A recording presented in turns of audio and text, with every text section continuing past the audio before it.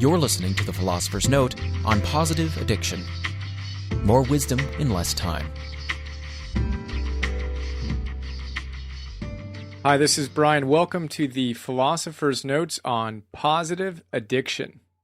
The author of Reality Therapy and Take Effective Control of Your Life tells you how to gain strength and self-esteem through positive behavior.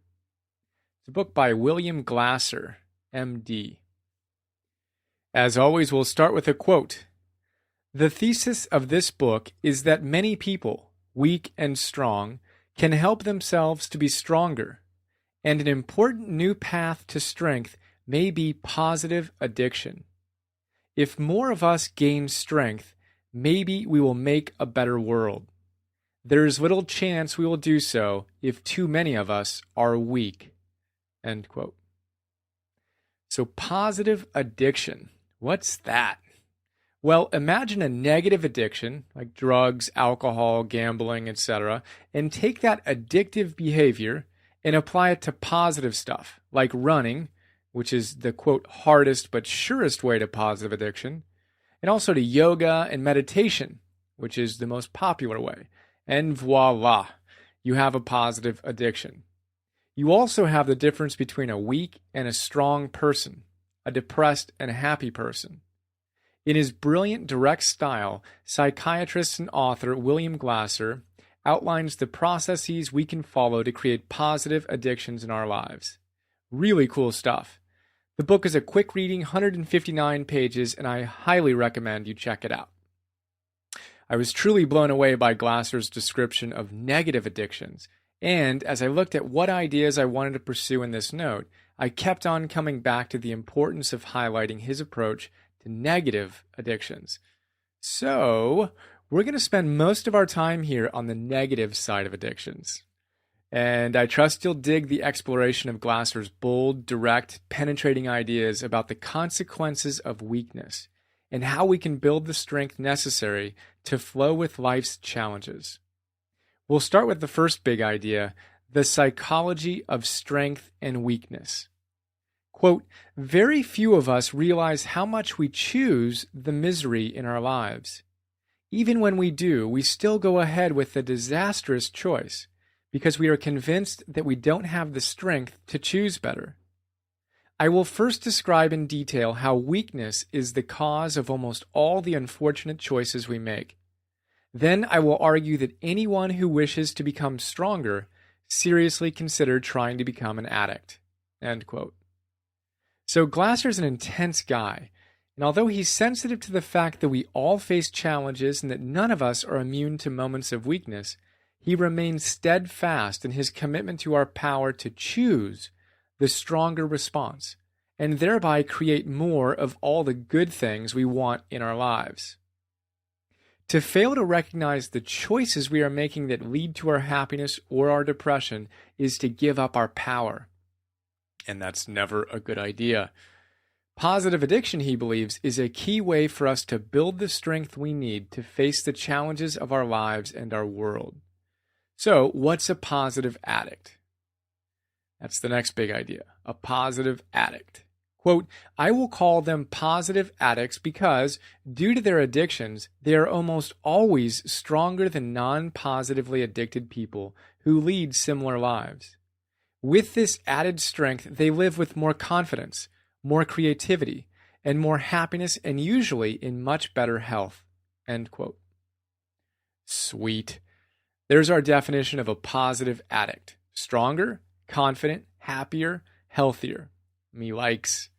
We'll get to some more detail on the hows and whys of their positive addictions, but for now, let's explore the roots of a negative addiction. We'll start that with the next big idea, finding happiness. Quote, to find the happiness we all desire, we have to figure out, 1, what to do, 2, how to do it, 3, where to get the strength to get it done. Even when we seem to be hung up on what to do or how to do it, this hang-up is rarely the real problem. The problem is we don't have the strength to do what will make us happy. It is hard for us to admit to ourselves that we don't have what it takes, So we tend to rationalize, to weep and wail about not knowing what to do or how to do it. As much as we may complain, we usually know that what we lack is not the know-how, but the strength. End quote. So Glasser tells us that finding happiness involves knowing what to do, how to do it, and, most importantly, he says, the strength to get it done. So how about you? If you find yourself weeping and wailing about not knowing what to do or how to do it, check in and see if the real issue is whether you have the strength to do it. Powerful, powerful, powerful stuff. And while we're here, let's check in on your deepest drives and desires. So in the note, I have some space to journal. If you're listening to this, you may want to pause after I suggest some things to think about. So if I knew I was absolutely guaranteed to succeed, I would do this. Again, if I knew I was absolutely guaranteed to succeed, I would do this. I got some lines there, so pause for a moment and think about that. What would you do if you were absolutely guaranteed to succeed? Think about that. And the next thing to think about comes from Deepak Chopra's 2 Potent Questions for Discovering Our Dharma. We talk about these in 7 Spiritual Laws of Success. In his 7th law, Dharma, he said, if I had all the money and all the time in the world, I would do this. So imagine, if you had all the time and all the money in the world, what would you do? Press pause, think about those. We're not in a rush. We'll wait while you complete those questions. All right, so that's what you want, right? Know that. And then the question is, do you have the strength to go for it? And from here, Glasser goes on to talk about the psychology of strength and weakness, establishing the fact that, in his opinion, negative addictions are born out of weakness that result in what he calls the 3 choices of the weak that, in turn, lead to negative addictions. So here's the process. Step 1, life gives you pain. In response to that pain, here's how it goes for the weak. Next big idea is giving up, the first choice of the weak. Quote, since the obvious purpose of pain, misery, and suffering is to tell you something is wrong, fix it, change it, reform, improve, get help. If you don't have the strength to do it, you are stuck with the pain. End quote. So all the great teachers tell us to master ourselves, and many refer to pain as nothing more than a sign we have purifying to do. As Glasser tells us here, pain is there to let us know what's wrong. But if we don't have the strength to deal with the pain and take action to relieve it by improving ourselves, we're going to still have the pain, right? Then what? According to Glasser, quote, if we haven't enough strength, we attempt to reduce our suffering by partially giving up, end quote. So if we aren't strong enough to deal with the pain by taking effective action, we give up. That giving up is the first of 3 choices of the weak, which of course all of us are at times. So for example, let's say you hate your job. The purpose of your misery is to get you to seek something, whether it's a new or altered job in this case, that will make you happier. If you ignore the pain and don't take the action, whether that's altering your job so it's more groovy, looking for a new job, starting your own business you've always wanted to create, whatever, if you don't do that, you make the first choice in the negative addiction process. You're giving up. And that leads to the next big idea, which is the symptoms categories, the second choice of the weak. Quote, although like all those who make a second choice, he is totally unaware that it is a choice. He chose depression, end quote. Now, importantly, when you choose to give up, the pain didn't go away. It's still there. So we move into the second choice. Symptoms appear. These symptoms might be as subtle as a headache or as drastic as suicidal depression. In any case, they are symptoms of a deeper issue, the fact that you chose to give up. Now, of course, we aren't strong enough to acknowledge the fact that we gave up. So we hide behind our symptoms and complain to whoever will listen. Again, we've all done this at times. So then what happens? Well, this leads to the next big idea, negative addiction, the third choice of the week. Quote, each choice, from the initial decision to give up trying to find more love or worth, the second choice to take on one or more symptoms, and the final choice of becoming addicted, is a pain-reducing step. The reason addiction is powerful and difficult to break is that it alone, of all the choices, consistently both completely relieves the pain of failure and provides an intensely pleasurable experience. End quote. Wow, that's strong.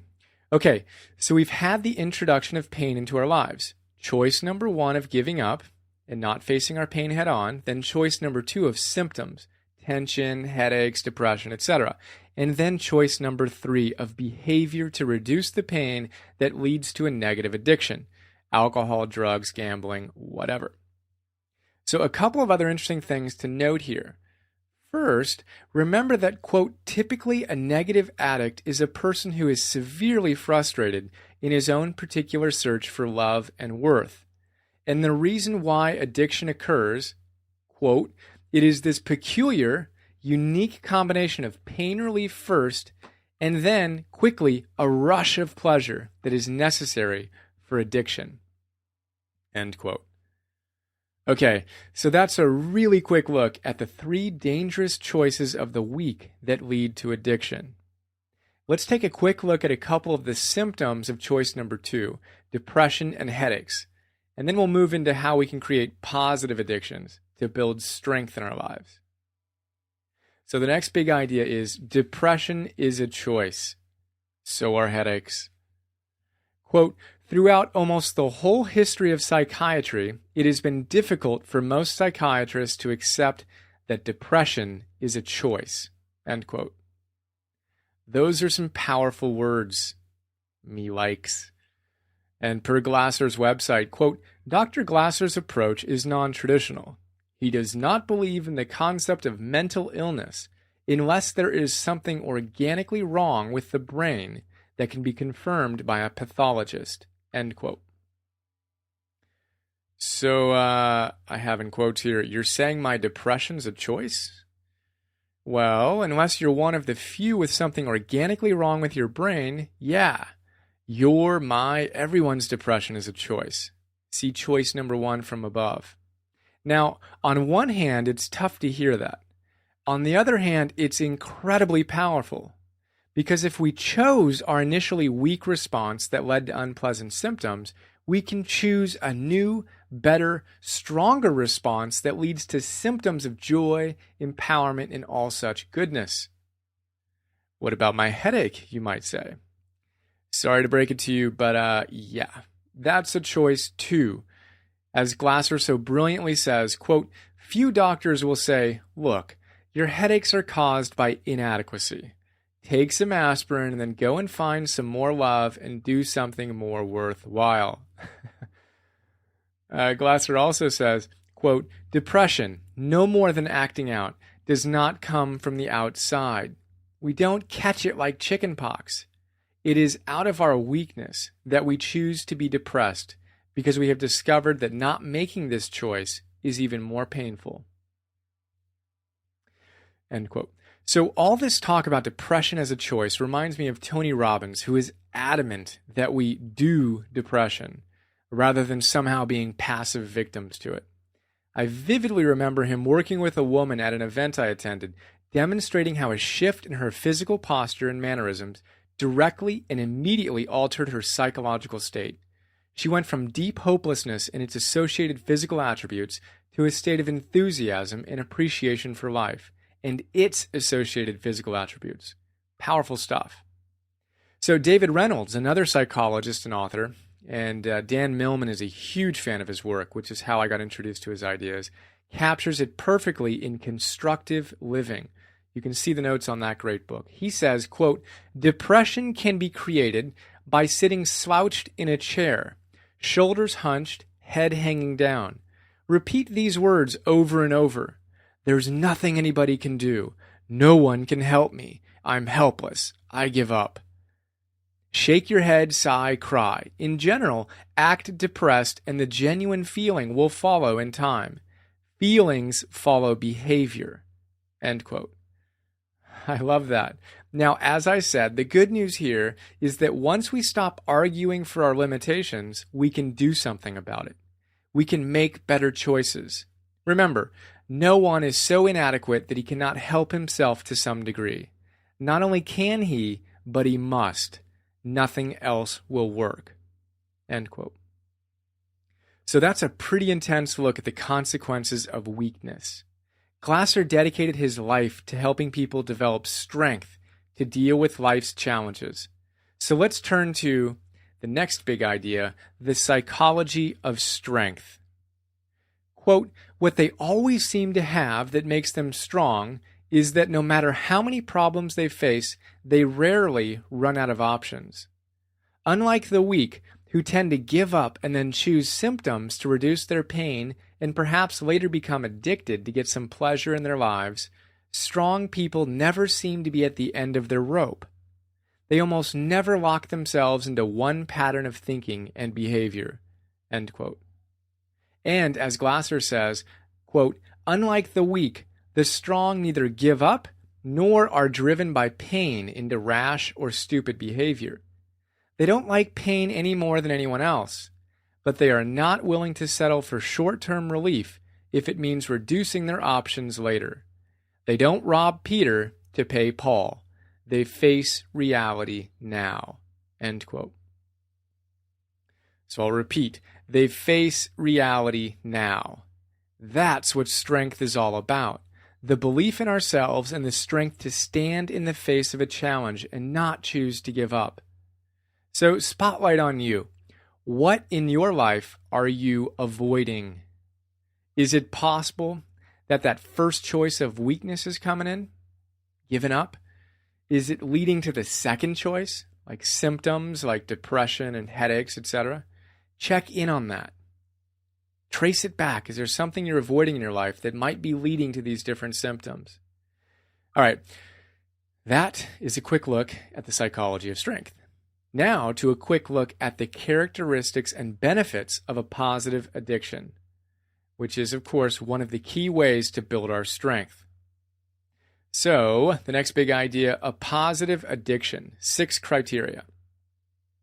Quote, a positive addiction can be anything at all that a person chooses to do as long as it fulfills the following 6 criteria.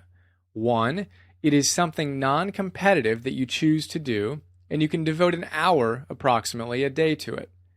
2, it is possible for you to do it easily, and it doesn't take a great deal of mental effort to do it well. 3, you can do it alone or rarely with others, but it does not depend upon others to do it. 4, you believe that it has some value, physical, mental, or spiritual for you.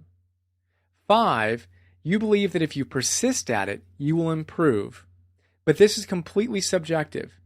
You need to be the only one who measures that improvement. And 6, the activity must have the quality that you can do it without criticizing yourself.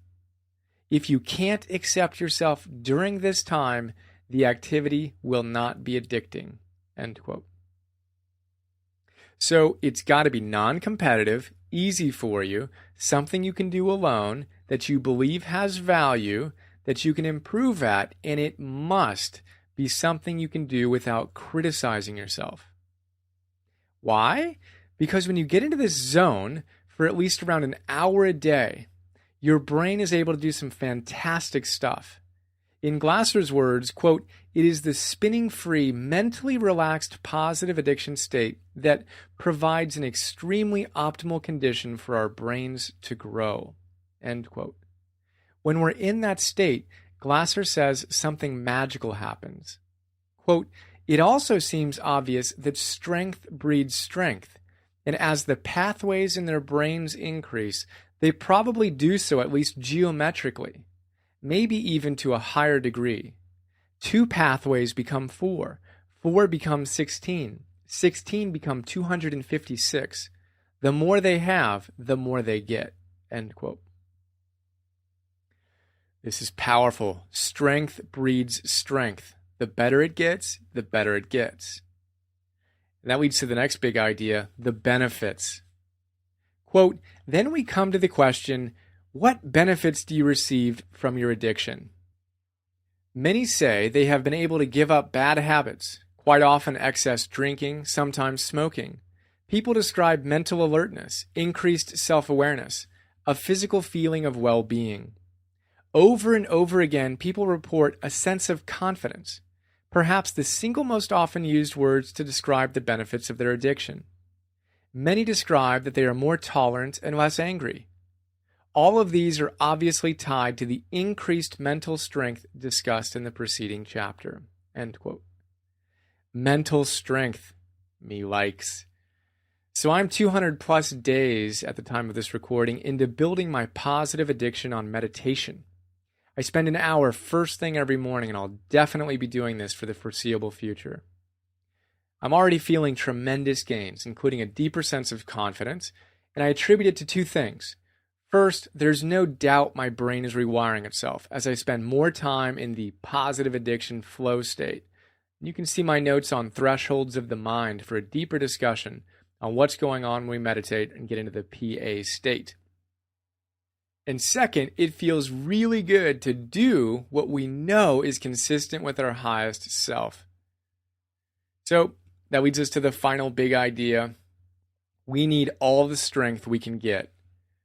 Quote, therefore, I strongly suggest that anyone, from the weakest negative addict to the strongest among us, consider positive addiction as a way to gain strength. We need all the strength we can get. None of us has a surplus supply. End quote. So as Glasser says, we all need all the strength we can get. So in what activity would you like to, or are you trying to build a positive addiction? Here's to strength, strength, and more strength, my friend. Let's rock it. All right, that's a quick look at positive addiction. I'm going to share a little bit about William Glasser and his bio and recommend some other notes you might enjoy, and then go through the quotes on the sidebar. First, some other notes I think you'll enjoy if you liked this one. The Philosopher's Notes on Constructive Living by David Reynolds, on Thresholds of the Mind by Bill Harris, and on The Power of TED by David Emerald. Also, the Philosopher's Notes on Tony Robbins. I think you'll dig all those. So how about a little bit more about William Glasser, MD? Dr. Glasser is an internationally recognized psychiatrist who is best known as the author of Reality Therapy, a method of psychotherapy he created in 1965 and that is now taught all over the world. Born in 1925 and raised in Cleveland, Ohio, Dr. Glasser was initially a chemical engineer, but went into psychiatry when it became apparent to him that this was his real interest in life. He attended medical school at Case Western Reserve University in Cleveland and took his psychiatric training at the Veterans Administration Hospital in West Los Angeles and UCLA from 1954 to 1957. He became a board-certified physician in 1961 and was in private practice from 1957 to 1986. Glasser's path has been one of continuing progression from private practice to lecturing and writing, and ultimately culminating in the publication of over 20 books. You can learn more about him at wglasser.com. It's WGLASSER.com. So how about some of the quotes from the sidebar? These are all from Glasser. He says, quote, if positive addiction makes us strong, as I claim it does, then the brain of a person who is positively addicted has more options than it had before it reached positive addiction. I believe that their ability to find love and worth when most of us would give up and settle for much less is what separates the strong from the rest of us. Almost all of us have had headaches, usually when we are under stress and lack sufficient strength. But most of us pull ourselves together, relax, and the headache disappears. We all experience temporary episodes of painful depression, tension, fears, and anxiety. We would have to have superhuman strength never to choose a symptom, when we are temporarily frustrated or rejected. But the stronger we are, the less we suffer from the choice. People who have given up often become deeply involved not only with depression, but also with anxiety, fear, tension, dejection, apathy, or some self-selected emotion that is a personal hybrid of these common feelings. With the first choice, giving up, he relinquished responsibility. But with the second choice, depression, he is now shielded from his own inadequacy and able to turn to others. We must understand that many people are willing to pay a huge price in sickness and disability to avoid facing the reality of their inability to find happiness. He hasn't the strength to buckle down and help himself. If he had, he would not be depressed. Even an expert may fall into the trap of attempting to help him rather than helping him to help himself. Only a few give up completely, but huge numbers settle for a lot less love or worth in their lives than they could have if they only had the strength to work for more. So there you go. There's positive addiction, all about strength and weakness and creating the positive addictions that will help us build our strength. All right, I send you my strength and love. Pleasure to share this with you and look forward to sharing more with you soon. Have an awesome day.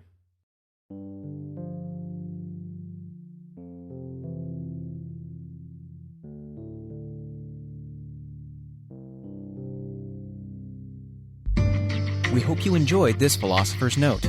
Please go to www.philosophersnotes.com to download more.